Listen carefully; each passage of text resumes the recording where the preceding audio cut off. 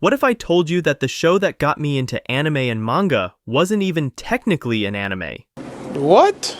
Bro, what are you talking about, man? Yeah, before I ever watched the big three, before I cared about power systems, animation studios, or famous arcs, there was one show that set the standard for everything I thought good storytelling should be. Avatar: The Last Airbender. And here's the part that still surprises me. It's been 20 years since it came out, and even after watching hundreds of anime since then, I still feel that most anime can't hold a candle to what Avatar achieved. Not because anime is bad, but Avatar did 5 things so perfectly that even 2 decades later, many shows still fall behind. And even though I mainly talks about anime, it felt wrong not to talk about the series that started everything for me. So, when I review a show, I usually look at 4 main things: world building, animation and sound design, character development, and how the story uses its genre. Avatar nailed all of these, but it also did something more that makes it stand out even today. So, let's talk about why even in 2025, with all the anime we have, so many shows still can't come close to what Avatar delivered.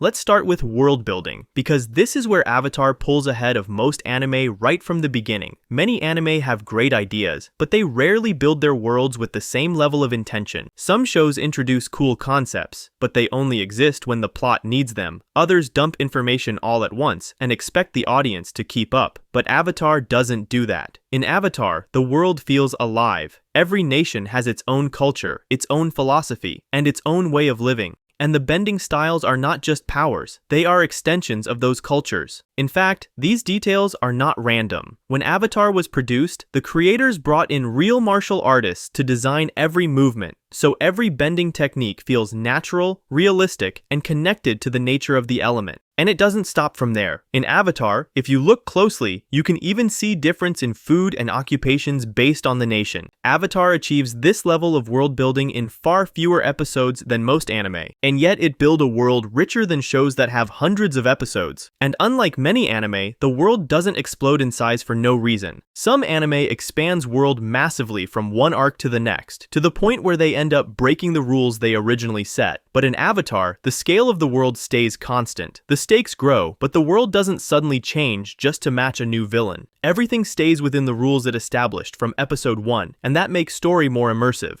Also, the 4 nations feel like real places. The water tribes are shaped by survival and community. The Earth Kingdom is huge and diverse, filled with cities, villages, and political tension. The Fire Nation shows the impact of industrialization, nationalism, and war, and the Air Nomads represent peace, balance, and spiritual life. What makes this special is how smoothly the show presents all of this. There are no long lectures, no giant info dumps. You learn the world by traveling through it, the same way the characters do. And because the world is crafted with this level of care, every conflict feels meaningful. This level of intentional world building is rare even today. Avatar creates a world you want to explore, understand, and return to. And for me, that's one of the main reasons it still stands out today.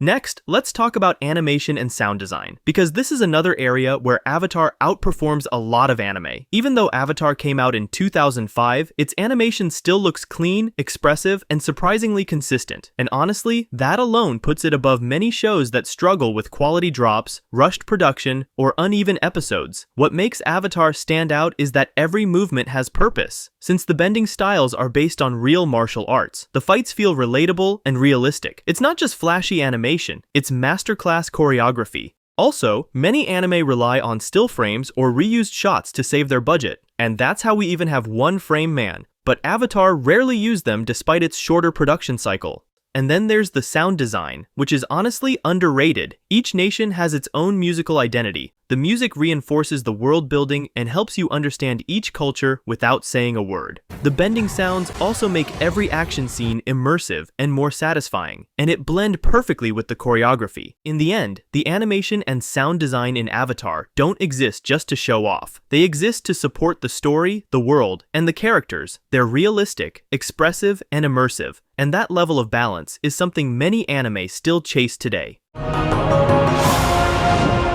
Now let's move on to character development, which is where Avatar truly becomes something special, because while many anime have iconic characters, very few manage to develop their entire cast as well as Avatar does. In a lot of anime, characters grow in bursts. They stay the same for long stretches, then suddenly get a dramatic transformation during a big arc. It works, but it often feels disconnected from the rest of the story. Avatar takes a different approach. The characters grow constantly, episode by episode, in small ways that add up over time. Their emotions, decisions, and flaws all feel real, and their growth never feels forced. Zuko is the best example. His redemption arc is for me the best in any animated show, period. He doesn't change overnight. He struggles, he fails, he doubts himself. His identity crisis, his search for honor, and his relationship with his family all shape him slowly, realistically, and painfully. When he finally chooses the right path, it feels earned because we walked that journey with him. On the other side, Aang's development is just as thoughtful. He starts as a fun, carefree kid who wants to run from the burden of being the Avatar. And throughout the series, he learns to confront fear, responsibility, and the trauma of losing his entire family. His internal conflict of wanting peace while being forced into a war gives his character a level of depth that many shonen protagonists don't get until very late in their stories. In Avatar, no character is left out to dry. Katara's growth stands out as she learns to face her grief, rebuild trust, and ultimately forgive, becoming stronger through real emotional challenges.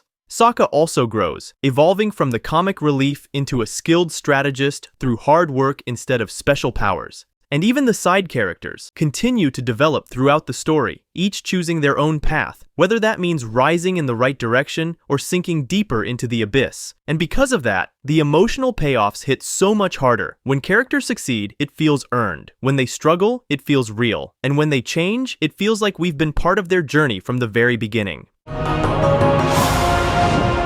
Now let's talk about the themes and the way Avatar approaches its story, because this is where the show truly goes beyond a simple adventure story. At first, Avatar looks like a classic hero journey. A young chosen one wakes up, gathers friends, and sets out to save the world. It feels familiar, almost lighthearted, but as the story progresses, the tone shifts in a very natural way. The themes slowly become heavier, more mature, and far deeper than what the early episodes indicated. What starts as a fun adventure turns into a story about war, trauma, identity, and responsibility. The show never loses its humor, but it also never avoids difficult topics. Aang's peaceful nature clashes constantly with the violent world around him. Zuko's journey tackles abuse, internal conflict, and the struggle to break free from a toxic family relationship. Katara has to deal with grief and eventually learn forgiveness. Even the side characters have struggles with loyalty, pride, and purpose. What makes these themes so effective is how naturally they are introduced. The show presents them through character choices, consequences, and emotional moments. Instead of telling the audience what to think, it lets the story speak for itself. Another thing Avatar does exceptionally well is evolving its genre without losing its focus. It begins as an adventure story, but gradually blends in political themes, spiritual themes, and even psychological elements. Yet it all remains coherent because the core never changes. The themes build up with the characters, not separately from them. This is something many anime struggle with. Some shows expand too quickly and the original themes get lost in the jump. Others introduce arcs that feel disconnected from the core theme of the story. Avatar avoids all of that. It raises the stakes naturally while keeping all the dots connected, which is why the final arcs hit so much harder.